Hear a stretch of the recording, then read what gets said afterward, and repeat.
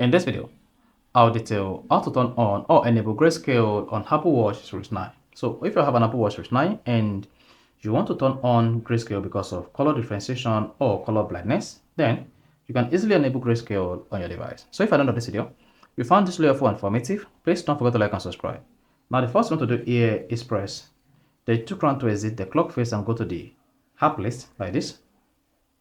Then tap settings. On the settings page, scroll down. You can use the 2 crown to scroll down until you get to accessibility and then click on it. Now once you tap accessibility, scroll down and you should see color filters. Go ahead and click on that. Once you select the color filters, turn on color filters and then make sure Grayscale is selected here. If Grayscale is not selected, select Grayscale.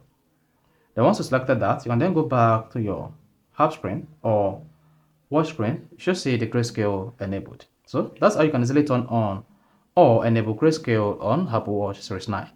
If you found this video helpful and informative, please don't forget to like and subscribe.